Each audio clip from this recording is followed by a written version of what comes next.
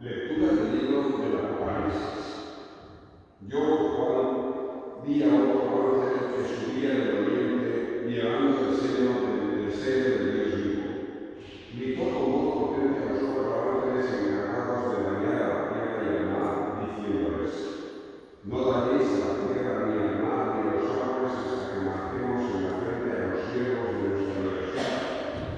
Oí también el número de los marcados, 144.000, de todas las tribus de Israel.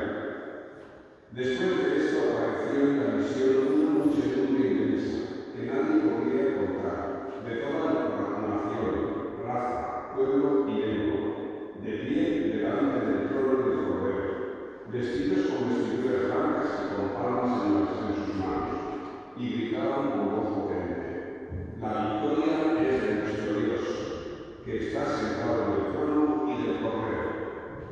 Y todos los ángeles que estaban alrededor del trono y de los ancianos y de los 4 vivientes cayeron a rostro a tierra ante el trono y rindieron homenaje a Dios diciendo: amén. La alabanza y la gloria y la sabiduría y la acción de gracias y el honor y el poder y la fuerza son de nuestro Dios por los siglos de los siglos. Amén. Y uno de los ancianos me dijo: esos que están vestidos con vestiduras blancas, ¿quiénes son y de dónde han venido? Yo le respondí: Señor mío, tú lo sabrás.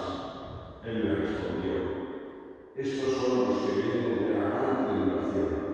Han lavado y blanqueado sus vestiduras en la sangre del Cordero. Palabra de Dios. Salmo responsorial. Este es el grupo que viene a tu presencia, Señor. Del Señor es la tierra y cuanto la llena, el orbe y todos sus habitantes. Él la fundó sobre los mares, Él la afianzó sobre los ríos. ¿Quién puede subir al monte del Señor? ¿Quién puede estar en el recinto sacro?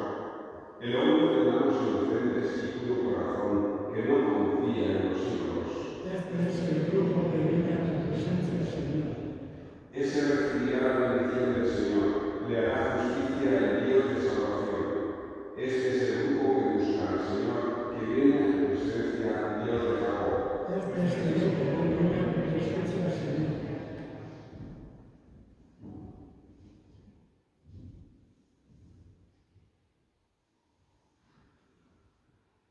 Santo Juan Apóstol Epístola. Se lee Mateo. Bebía zenarte con acaso nada referirun aita.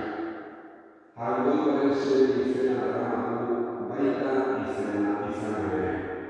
Ona zergatik mundua ez gaituen ezagutzen. Jainkoa ere ezagutu ez duelako. Zenide Mateo. Orain handoibaren semea, gero izango gara, oraindik ez da ere. Badakigu, jauna agertzen denean, haren antzeko izango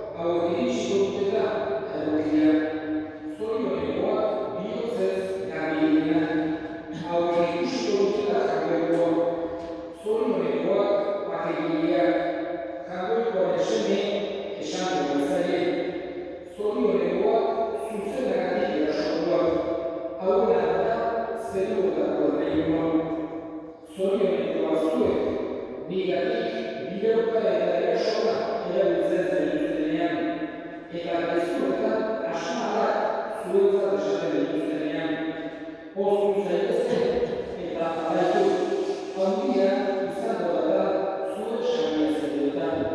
Jaunak esana.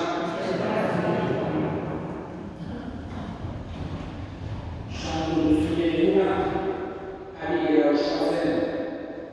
Egun seinalatu, egun inportantea, eta gogorazten diguna baita ere, gure helburua zein den.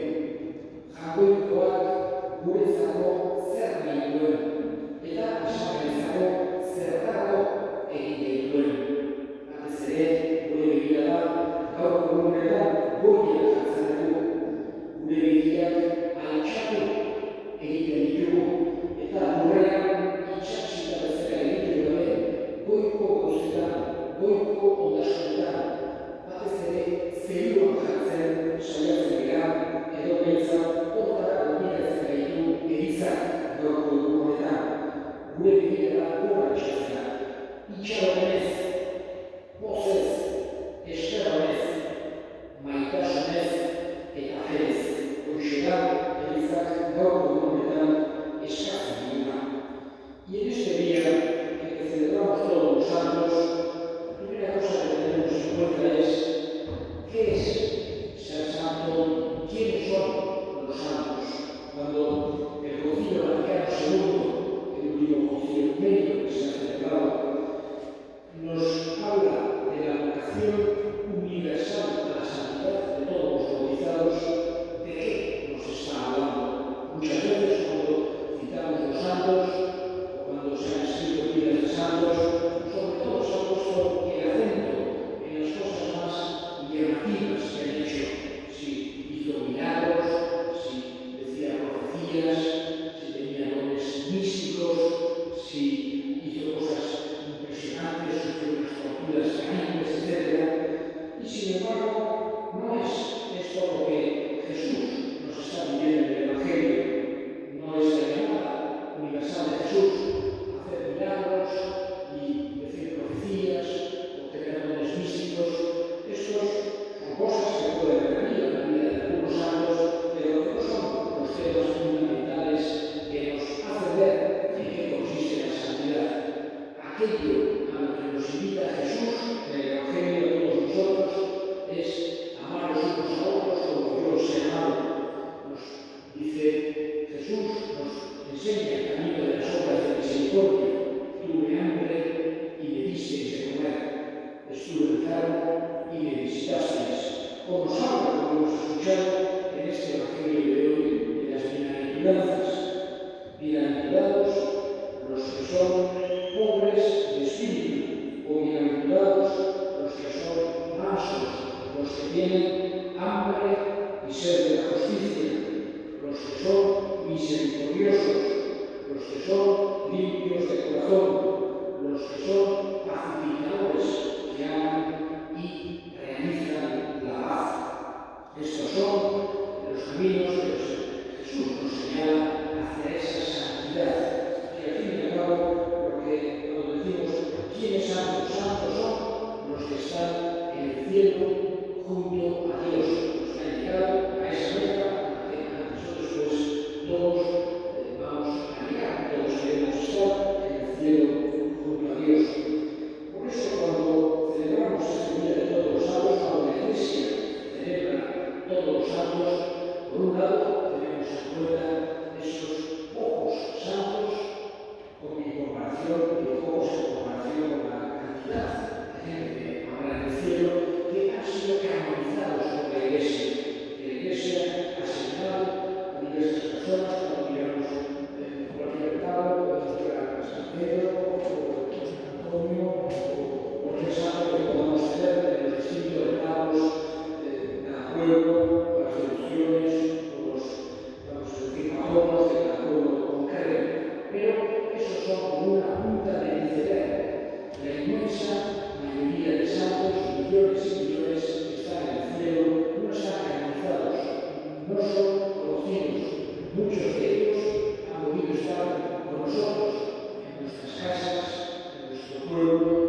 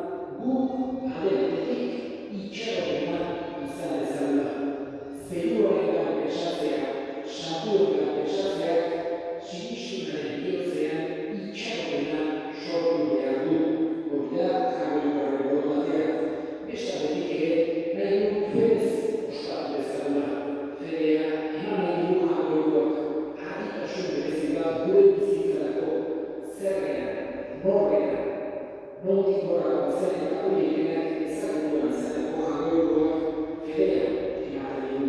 Eta azkenik maitasuna.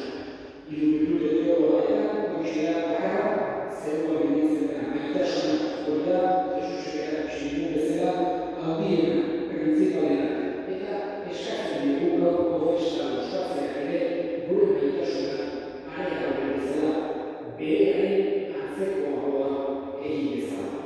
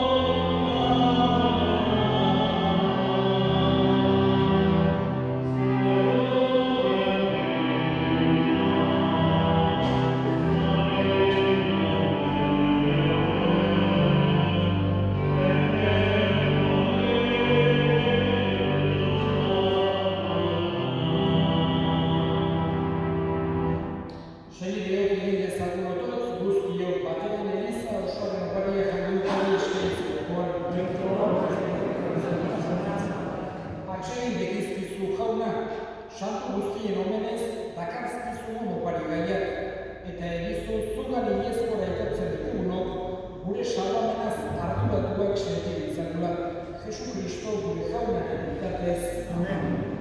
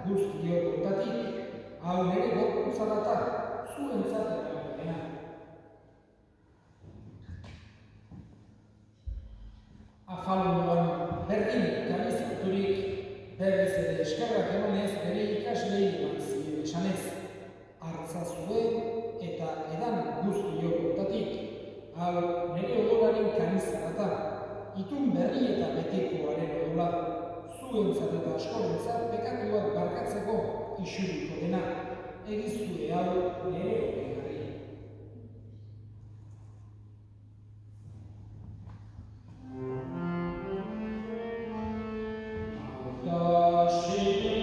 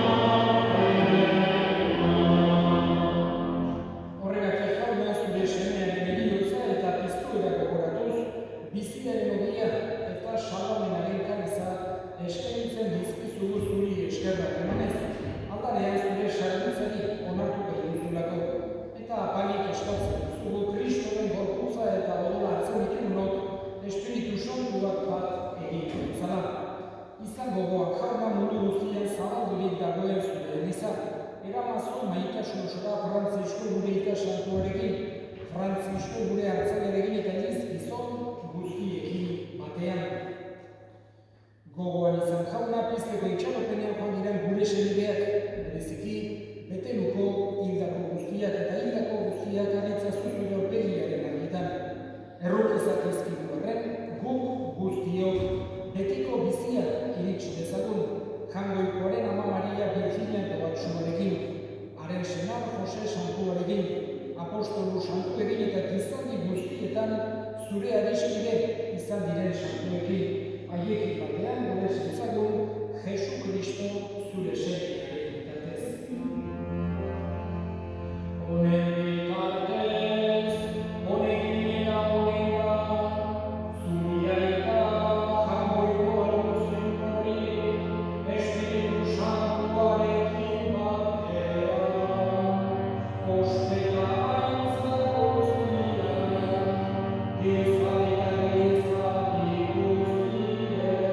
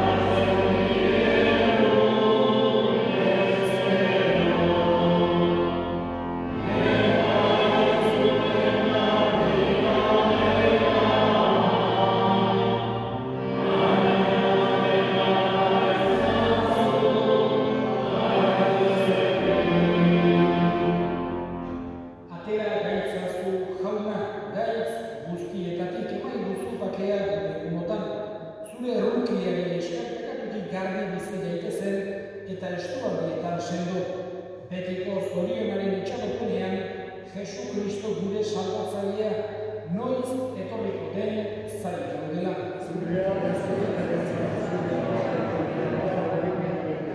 Jesu Kristo gure jaunaz, esana da apostoluei pakea uzten dizuet nire pakea ematen. Begira zure Elizaren sinismenari eta ez gure pekatuei, eta zure gogoa den bezala, eman duzu Elizari pakea, eman batasuna, errege bizi baizera, gizaldi eta gizaldietan, jaunaren pakea beti zuekin. Eta eskurik eman dute,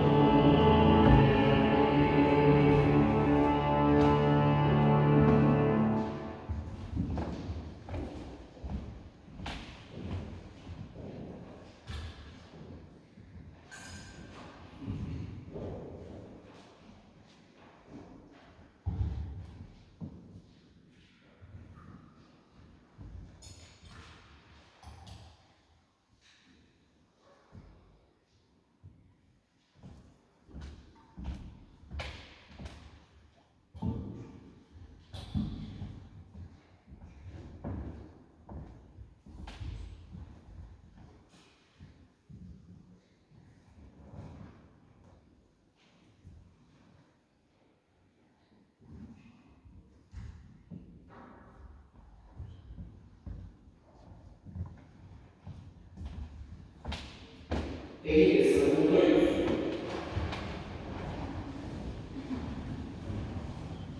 Hoi jainko, santu guztien jainko honetan, zu aitortzen zaitugu gabe, zu bakarrik santu, eta zure grazia eskatzen dizugu, zure maitasun beteaz, santutasun osoa erabili ditzazun, eta gure errome soazera mai santu honetatik, zeruan prestatua duzun mai santura igaro egiten.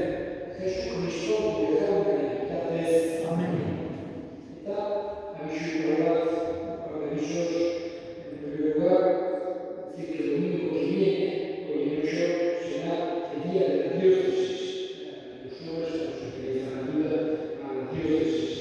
También decir mañana, el día de todos los difuntos, celebraremos misa a esa misma hora. A los que podáis, si queréis, mañana a las 12:30 celebraremos misa aquí en la parroquia por todos los fieles difuntos.